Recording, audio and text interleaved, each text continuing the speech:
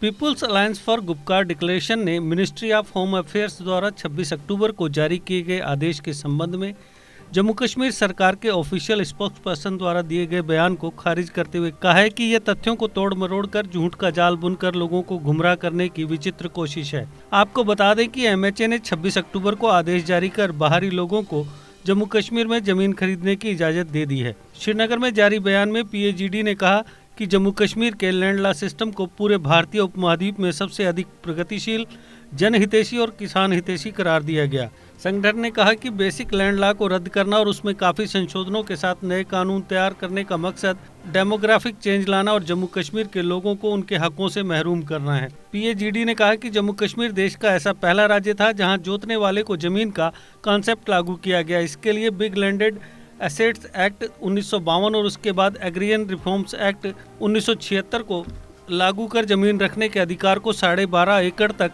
सीमित कर दिया गया और जमींदार के द्वारा शोषण किए जाने की प्रथा को खत्म किया गया। जो कोई भी इन कानूनों को पुराना कहता है तो उसने इतिहास की अनदेखी कर ऐसा कहा होगा। समय पर भूमि सुधार कानून लागू होने की वजह से ही जम्मू कश्मीर में भूख से किसी की मौत नहीं हुई। जम्मू कश्मीर के किसी भी किसान द्वारा खुदकुशी करने की कोई सूचना नहीं मिली और जम्मू कश्मीर में सभी को जीवन की 3 बुनियादी जरूरतें रोटी, कपड़ा और मकान उपलब्ध है। लेकिन अब लैंड लॉ सिस्टम पर बड़ा प्रहार कर हालात को बदलने की कोशिश की जा रही है। अलायंस ने सवाल उठाया कि लैंड एक्ट को उस हालत में कैसे पुराना करार दिया जा सकता है जब वह किसी गैर स्टेट सब्जेक्ट यानी बाहरी व्यक्ति को जमीन ट्रांसफर करने पर रोक लगाकर जम्मू कश्मीर के परमानेंट रेजिडेंट्स के हितों की रक्षा कर रहा है। उसी समय यह भी प्रावधान किया गया था कि इंडस्ट्रियल डेवलपमेंट के साथ तालमेल बनाए रखने के लिए industrial development bank of India, industrial credit and investment corporation of India जैसे इंस्टीट्यूशंस के पास मोर्टगेज के जरिए लैंड ट्रांसफर की जा सकती है। लैंड एक्ट को रद्द करना जहां बाहरी लोगों को लैंड ट्रांसफर करने की इजाज़त देकर जम्मू कश्मीर के स्थायी निवासियों को उनके सबसे कीमती हकों से महरूम करता है।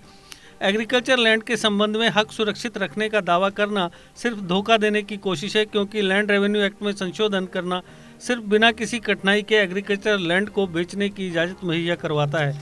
अलायंस ने कहा कि big landed assets abolition act 1952 और एग्रियन रिफॉर्म्स एक्ट 1976 में संशोधन किसानों के खिलाफ है और एक्विजिशन से सीलिंग को हटाना है। डेवलपमेंट एक्ट में बदलाव और रूल्स और रेगुलेशंस के पालन से बचने के लिए सिक्योरिटी जोन्स का निर्माण करना हालात को और बिगाड़ेगा, क्योंकि ऐसे इलाकों में एक्सपर्ट बॉडीज, इन्वायरमेंटल एक्टिविस्ट्स और सिविल सोसाइटी की अनदेखी के चलते कंस्ट्रक्शन एक्टिविटीज जारी हैं।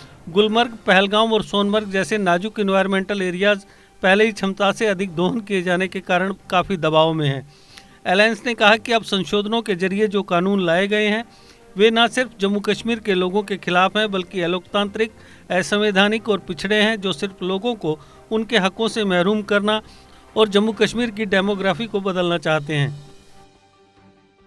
देश के निर्माण और उन्नति में सहयोग, आपके हर कदम में आपका हमसफर। कश्मीर टर्बो टीएमटी सरिया। चाहे भूकंप आए या तूफान, सुरक्षित रहें आप और आपका मकान। अपनाइए आपका अपना कश्मीर टर्बो टीएमटी सरिया। Trust and reliability. GK update रहे हमारे साथ। अगर आप ये वीडियो YouTube पर देख रहे हैं तो हमारे YouTube चैनल को सब्सक्राइब करें और बेल आइकन को क्लिक करें। अगर आप ये वीडियो Facebook पर देख रहे हैं तो हमारा Facebook पेज लाइक जरूर करें। For advertisement, please contact 705-109-1811.